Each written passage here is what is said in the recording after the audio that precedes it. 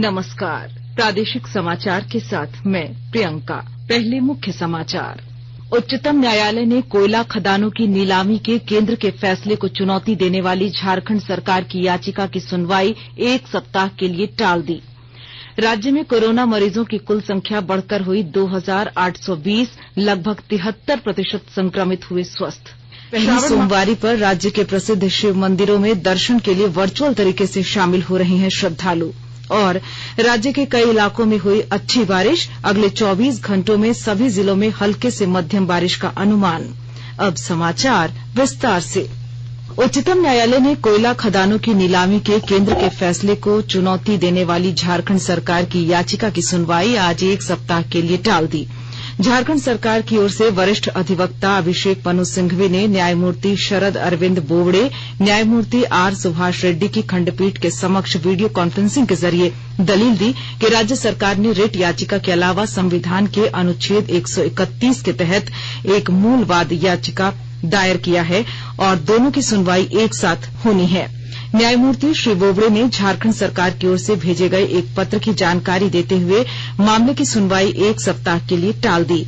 गौरतलब है कि कोयला ब्लॉकों के वाणिज्यिक खनन के लिए नीलामी प्रक्रिया शुरू करने के केंद्र सरकार के फैसले के खिलाफ झारखंड सरकार ने 18 जून को उच्चतम न्यायालय में एक याचिका दायर की थी। राज्य भर में अब तक 2051 कोरोना मरीज स्वस्थ हो चुके हैं। झारखंड में कोरोना मरीजों के स्वस्थ होने की दर 72.75% है, जबकि कोरोना के सक्रिय मामलों की संख्या 749 पहुंच गई है। वहीं राज्य में आज अब तक 5 नए कोरोना मरीज मिले हैं। इसी के साथ कुल कोरोना संक्रमितों की संख्या 2820 हो गई है। इनमें से अब तक 20 कोरोना मरीजों की मौत हो चुकी है। मरने वालों में ज्यादातर मरीज दूसरी गंभीर बीमारियों से ग्रसित थे। खूंटी जिले के रनिया प्रखंड के मरचा गांव में करीब 10 दिनों से होम क्वारंटाइन में रह रही एक युवती की मौत हो गई। जिले के civil surgeon doctor Prabhat Kumar ने बताया कि मृत युवती के शव को पोस्टमार्टम के लिए भेजने से पूर्व कोरोना जांच के लिए सैंपल लिया जाएगा। साथ ही पोस्टमार्टम में पूरी एहतियात बरती जाएगी। इस बीच मृत युवती के पिता बिरसा टोपनो ने बताया कि उनकी बेटी करीब 10 दिन पूर्व बिहार के जहानाबाद से वापस लौटी थी।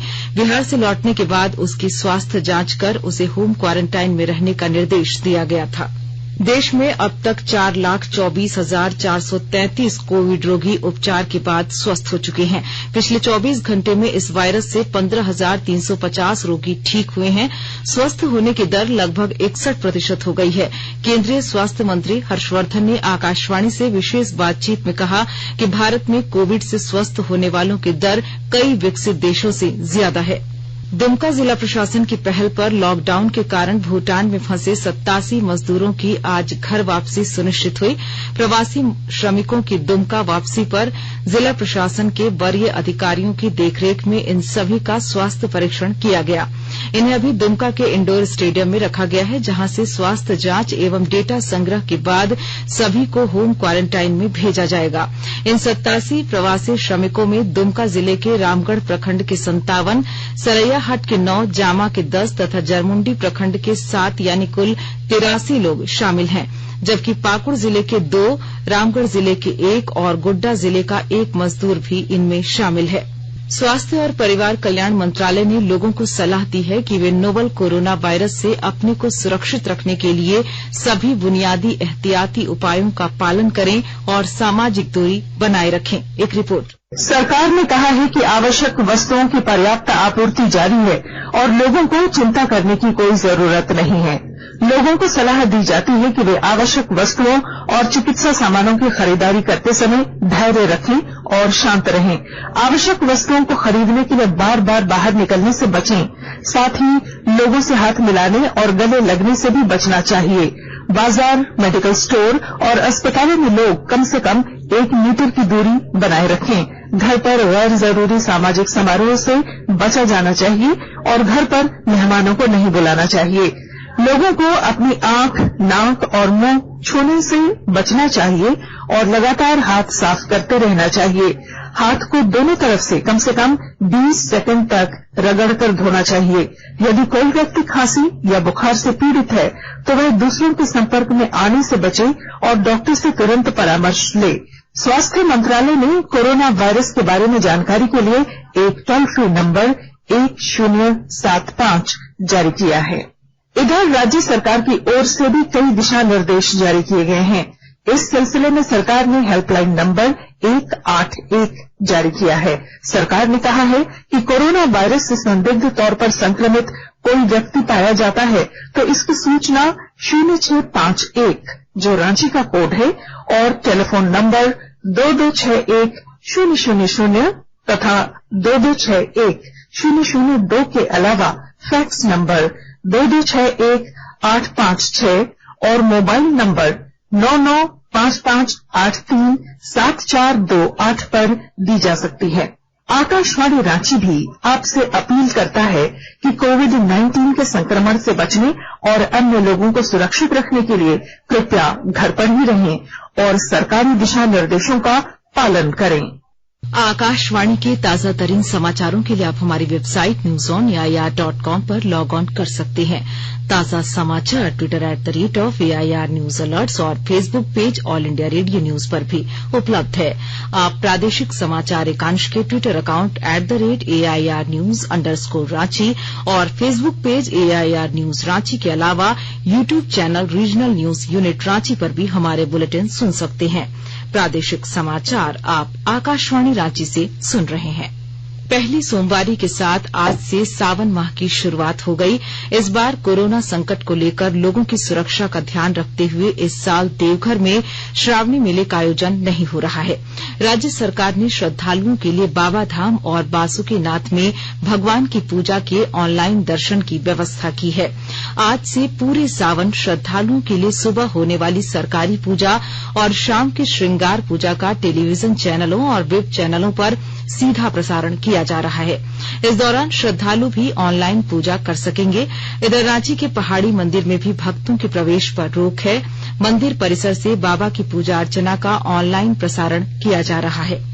केंद्र सरकार की आम बागवानी योजना के माध्यम से प्रशिक्षण प्राप्त एवं उत्तम आम के पौधे, जैविक खाद, कीटनाशक सहित सिंचाई की सुविधा पाकर जामताड़ा जिले के किसान आर्थिक रूप से सबल हो रहे हैं। सरकार की ओर से किसानों को सारी सुविधाएं निःशुल्क उपलब्ध कराई जा रही है।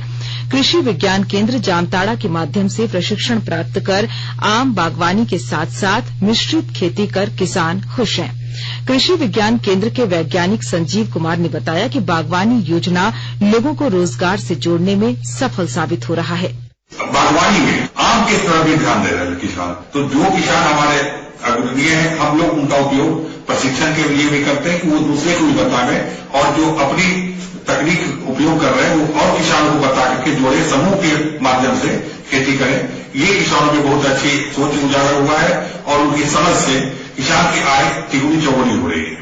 जामताड़ा जिले के 1480 एकड़ परती भूमि पर इस वर्ष बिरसा हरित ग्राम योजना के तहत आम बागवानी किया जा रहा है।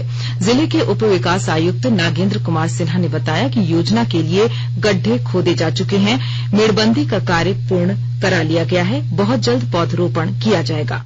आम बागवानी कर रहे हैं जो कि वर्तमान में अभी जो है समाप्ति के कार्य भी हो चुका है। घेराबंदी का कार्य चल रहा है। इसके पश्चात हम लोग पौधा रोपने का कार्य हम लोग करेंगे। आज के आधुनिक युग में युवा पढ़ लिख कर IAS, IPS, इंजीनियर और डॉक्टर बनने की होड़ में लगे हुए हैं। वहीं दूसरी ओर रामगढ़ जिले के मांडू प्रखंड के बरमसिया गांव के रहने वाले नागेश्वर महतो ने रांची कॉलेज रांची से स्नातकोत्तर की पढ़ाई पूरी कर खेती को अपना कैरियर चुना है। श्री महतो ने टपक सिंचाई खेती के माध्यम से क्षेत्र में अपनी विशिष्ट पहचान बनाई। राज्य सरकार ने उन्नत खेती के प्रशिक्षण के लिए नागेश्वर महतो को मार्च महीने में इजराइल भेजने का निर्णय लिया था, लेकिन वैश्विक महामारी कोरोना वायरस के कारण वे इजराइल नहीं जा सके। इसके बावजूद उन्होंने 8 एकड़ बंजर भूमि लीज पर लेकर कड़ी मेहनत कर उसमें खीरा, मिर्च, करेला, टमाटर और बैंगन जैसे कई हरी सब्जियों का उपज कर अच्छा मुनाफा कमाया। हम लोग रांची यूनिवर्सिटी से MA आदि का पढ़ाई कर रहे थे। उस दौरान फील्ड में जाना तो किसान से हम लोग मिलते थे, तो वहाँ पे किसान से पूछते थे कि इतना बड़ा एरिया में आप लोग खेती करते हो तो इनकम क्या है। तो उन लोग बोलता था कि आप लोग जो पढ़ाई कर रहे हैं, पढ़ाई करने से आप नौकरी कीजिएगा तो कितना का कीजिएगा। तो हम लोग मोटा मोटी अपना रेशियो लेके बताते थे, तो उन लोग बोला कि नहीं आप लोग से ज्यादा इनकम हम लोग खेती में होता है। ठीक है, आप बड़ा एरिया में कीजिएगा तो बहुत इनकम है। नौकरी से ज्यादा।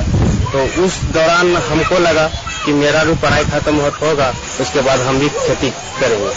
प्रदेश भाजपा नेताओं के एक शिष्टमंडल ने लातेहार जिले के बरवाडीह में हुई पार्टी नेता की हत्या, जांच, अपराधियों की गिरफ्तारी, राज्य की गिरती विधि व्यवस्था और बढ़ती आपराधिक घटनाओं पर गंभीर चिंता व्यक्त करते हुए पुलिस महानिदेशक एमबी राव को ज्ञापन सौंपा। बाद में पत्रकारों से बातचीत में पुलिस महानिदेशक ने भरोसा दिलाया है कि जल्द ही अपराधियों की गिरफ्तारी सुनिश्चित होगी। आपको कोई अपराध का हस्ताक्षेप इतना कंट्रोल हो जाएगा, ये बोलना मूर्खता का पराकाष्ठा। पुलिस ये बोल देगा हम 5 घंटा में करेंगे, 8 घंटा करेंगे, 24 घंटा में करेंगे। इन्वेस्टिगेशन खुले दिमाग से, ओपन माइंड से, ईमानदारी से किया जाता है। वो 1 घंटा में पकड़ा, 1 दिन में पकड़ा, 1 सप्ताह में पकड़ा, तो पकड़ाएगा नहीं। इधर भाजपा प्रदेश महामंत्री और राज्यसभा सांसद समीर उरांव के नेतृत्व में प्रदेश नेताओं का एक प्रतिनिधिमंडल बरवाडीह पहुंचकर मृतक जयवर्धन सिंह को श्रद्धांजलि अर्पित करने के साथ ही परिजनों को दुख की बेला में ढाढस बंधाया। साथ ही परिजनों, पार्टी कार्यकर्ताओं और स्थानीय लोगों से मिलकर घटना की जानकारी ली। पलामू के उपायुक्त डॉक्टर शांतनु कुमार अग्रहरि की अध्यक्षता में आज समाहरणालय सभागार में सड़क सुरक्षा समिति की बैठक हुई। बैठक में सड़क दुर्घटनाओं को कम करने, सुगम यातायात सुनिश्चित कराने, कोरोना वायरस कोविड-19 संक्रमण काल को देखते हुए परमिटधारी ऑटो का ही परिचालन सुनिश्चित कराने पर बल दिया गया। इसके अलावा ऑटो चालन के दौरान सुरक्षा मानकों के पालन और मास्क लगाना सुनिश्चित कराने के लिए आवश्यक दिशा निर्देश दिया गया। अंतर्राष्ट्रीय फुटबॉल खिलाड़ी सफीरा हस्सा को बोकारो के उपायुक्त मुकेश कुमार ने हर संभव आर्थिक मदद का भरोसा दिलाया है। जिले की प्रतिभावान खिलाड़ी सफीरा हस्सा के आर्थिक तंगी के कारण रांची के एक मॉल में सेल्समैन का काम करने की खबर मिलने के बाद उपायुक्त ने बताया कि आर्थिक मदद देने के लिए खेलकूद एवं कला संस्कृति निदेशक से पत्राचार किया जा रहा है। गौरतलब है कि सफीरा हस्सा 13 वर्ष से कम आयु वर्ग की अंतर्राष्ट्रीय स्पर्धा में वर्ष 2010 में 2 बार भारतीय टीम का प्रतिनिधित्व कर चुकी है। इसके अलावा भी वह कई अन्य अंतर्राष्ट्रीय स्पर्धा में भारतीय टीम का प्रतिनिधित्व कर चुकी हैं। रांची के अनुमंडल पदाधिकारी लोकेश मिश्रा की अध्यक्षता में राजकीय मानभूम छऊ केंद्र सिल्ली के बेहतर संचालन को लेकर बैठक हुई। इस बैठक में छऊ नृत्य कला को लोकप्रिय बनाने और आम जन तक इसके प्रदर्शन को सुलभ बनाने पर चर्चा हुई। बैठक में प्रशिक्षण देने वाले प्रशिक्षकों का मानदेय और प्रशिक्षण प्राप्त करने वाले प्रशिक्षुओं का मानदेय बढ़ाने पर भी विचार किया गया। राज्य के कई इलाकों में आज अच्छी बारिश हुई। मौसम पूर्वानुमान में अगले 24 घंटों में सभी जिलों में हल्के से मध्यम बारिश का अनुमान है।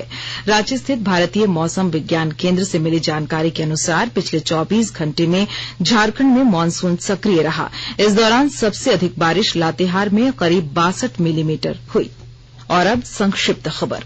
धनबाद जिले के टुंडी थाना क्षेत्र में आज बारातियों से भरी गाड़ी के पलट जाने से 2 लोगों की मौत हो गई तथा 10 से अधिक लोग घायल हो गए। जामताड़ा जिले के कुंडहित थाना क्षेत्र में एक युवती ने कल देर रात गले में फंदा लगाकर आत्महत्या कर ली। पुलिस मामले की छानबीन में जुटी है। अंत में मुख्य समाचार एक बार फिर। उच्चतम न्यायालय ने कोयला खदानों की नीलामी के केंद्र के फैसले को चुनौती देने वाली झारखंड सरकार की याचिका की सुनवाई 1 सप्ताह के लिए टाल दी। राज्य में कोरोना मरीजों की कुल संख्या बढ़कर हुई 2820, लगभग 73% संक्रमित हुए स्वस्थ।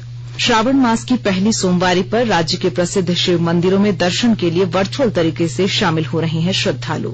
और राज्य के कई इलाकों में हुई अच्छी बारिश, अगले 24 घंटों में सभी जिलों में हल्के से मध्यम बारिश का अनुमान। इसके साथ ही आकाशवाणी रांची से प्रादेशिक समाचार का ये बुलेटिन समाप्त हुआ। नमस्कार। घर में रहिए, सुरक्षित रहिए और सुनते रहिए आकाशवाणी।